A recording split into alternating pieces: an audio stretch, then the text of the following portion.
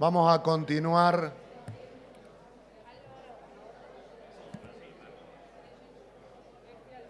Vamos a continuar con este Foro Atlántico.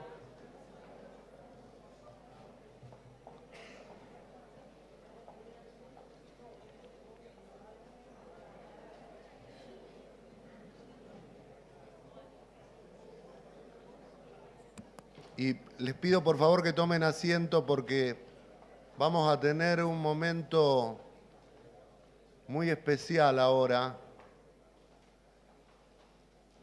Y muy conmovedor. El año pasado el Foro Atlántico se realizó el 30 de junio en el Hotel Wellington y en el medio del foro, como de un rayo, nos llegó la noticia que la noche antes había fallecido uno de los fundadores de la FIL, nuestro queridísimo Carlos Alberto Montaner. Así que le quiero pedir están aquí acompañándonos la queridísima Linda Montaner y su hija Gina Montaner.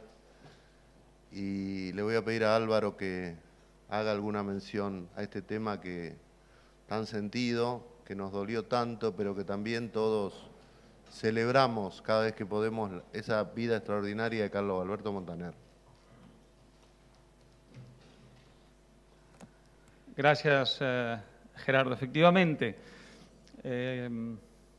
lo recuerdo muy bien, aquel 29 de junio del año pasado, estábamos celebrando este mismo foro y estaba yo en la mesa, además, dirigiendo un diálogo cuando me llegó la noticia. De hecho, me afectó tanto que tuvimos un almuerzo posterior con todos los invitados y he borrado de mi memoria, o mejor dicho, mi memoria ha borrado de mí todo lo que ocurrió en ese almuerzo. Y tuve que preguntarle a Gerardo, a Vanessa, a Edgardo, a Cristina, en fin, las personas que trabajan y el fantástico equipo que tenemos en la Fundación, qué pasó en ese almuerzo, porque no recuerdo absolutamente nada. No me había pasado esto nunca antes y no me ha vuelto a pasar después. Y eso da una idea del impacto tremendo que tuvo esta terrible noticia. Quiero decir dos palabras sobre Carlos Alberto y dar la bienvenida a su queridísima esposa, a Linda, y a su hija Gina, al hermano de Gina, Carlos, que no está aquí, pero como si estuviera, y a las nietas de Carlos Alberto, que también es como si estuvieran. Hay personas que, habiendo tenido éxito y reconocimiento en vida, después de la muerte se empequeñecen, se vuelven más pequeñas. Y uno no sabe por qué, y puede ser justo, puede ser injusto, pero eso ocurre. Y hay otras a las que les pasa lo contrario, que habiendo tenido éxito y reconocimiento en vida, después de su fallecimiento se agigantan. Y se agigantan de muchas formas. Y yo creo que Carlos Alberto pertenece a esta segunda estirpe. Por supuesto, de la manera más obvia, se agigantan entre las personas a las que marcaron más de cerca. En el caso de Carlos Alberto, a la fantástica, admirabilísima familia que formó y que tanto valoró, a los muchos amigos que tuvo, y yo fui uno de esos privilegiados, y a los que tocó tan de cerca con su afecto, y también a sus admiradores, a sus alumnos y a sus discípulos, entre los cuales esparció y regó su sabiduría y su magisterio. En todos ellos, en todos nosotros, por supuesto, con cada día que pasa, su memoria lo agiganta. No es una materia inerte, es un organismo vivo. Y cada vez que, por ejemplo, yo pienso en Carlos Alberto, lo siento ahí. Y sigo aprendiendo algo de él, sigo seducido por él, sigo pidiéndole consejo y sigo tratando de hacer cosas que hagan que se sienta orgulloso de mí, como uno hace frente a un padre o una madre, ¿no? Esa es una dimensión del Carlos Alberto que se ha agigantado después de muerto. Pero luego está la otra, está la figura pública. Y yo he pensado, ¿no?, porque ese destino es interesante, ¿por qué algunas personas que tuvieron éxito en vida ven su memoria poco a poco achicarse y pasar al olvido? ¿Y por qué pasa lo contrario? Y Carlos Alberto es uno de ellos con las otras. Y yo creo que en el caso de Carlos Alberto hay una explicación que es muy evidente, que quema los ojos.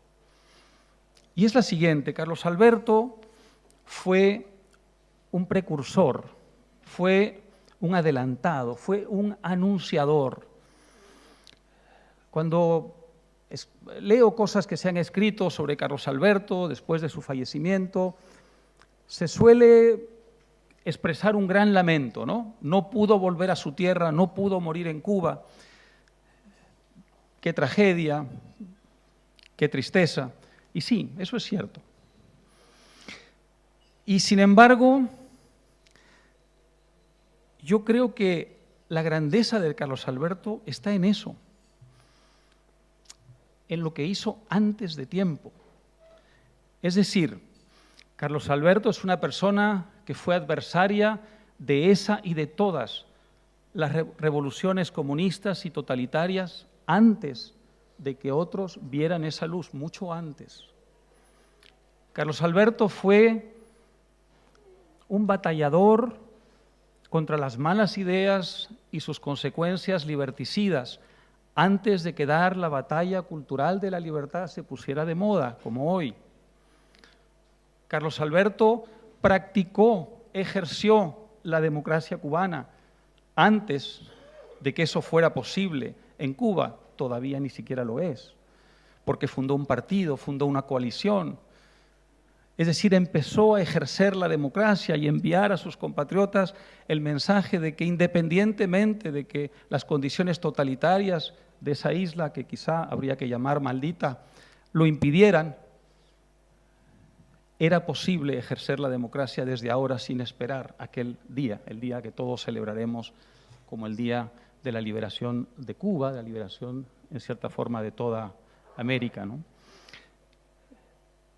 También fue un adelantado en otro sentido.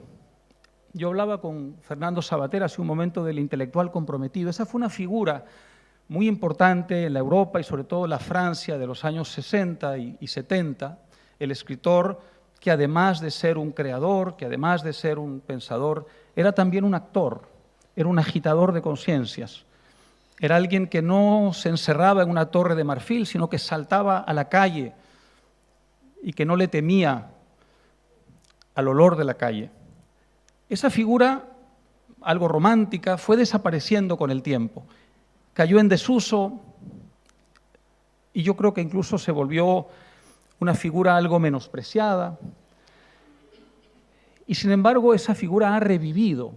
Hoy vemos a muchos intelectuales comprometidos, con causas buenas, con causas malas, pero comprometidos. Carlos Alberto también en eso fue un precursor y un adelantado. Cuando ya no estaba de moda ser un intelectual comprometido, Carlos Alberto no solamente creó, imaginó, porque fue un autor de novelas también, además de muchos ensayos políticos, enseñó porque fue un profesor, sino que dijo: la acción política en favor de la causa de la libertad es un complemento indispensable del escritorio.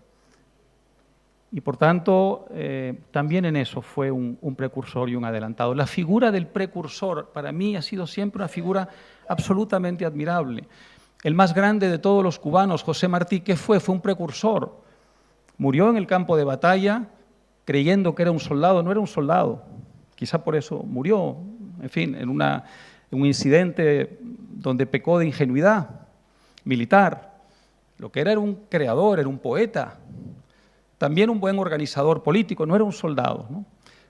Por eso no vio a la Cuba independiente por la que dio su vida. Y sin embargo hoy la memoria de Martí es la memoria de un precursor, de un adelantado. ¿Eso lo desmerece? No, eso lo ha agigantado ante la historia. Que la dictadura totalitaria haya intentado expropiar la figura de Martí a la causa de la libertad no solo es una aberración y un insulto a todos los cubanos, sino que además es algo que los propios cubanos, cuando Cuba sea libre, por supuesto, enmendarán y corregirán. Carlos Alberto no solamente recibirá homenajes por el mundo, los recibirá en Cuba tarde o temprano. Y yo quiero ser uno de los que esté ahí para rendir honores a uno de los mejores cubanos del siglo XX. Yo creo que la aportación de Carlos Alberto al renacimiento cultural, político e institucional de Cuba será muy importante y que sus enseñanzas serán recogidas por la Cuba de mañana con muchísimo provecho. Y yo quisiera estar ahí para ser testigo. Desde este Foro Atlántico en el que participó, al que honró con su participación tantas veces, y de esta fundación, de la que fue, por cierto, uno de los fundadores, le rindo hoy un queridísimo homenaje. Muchas gracias.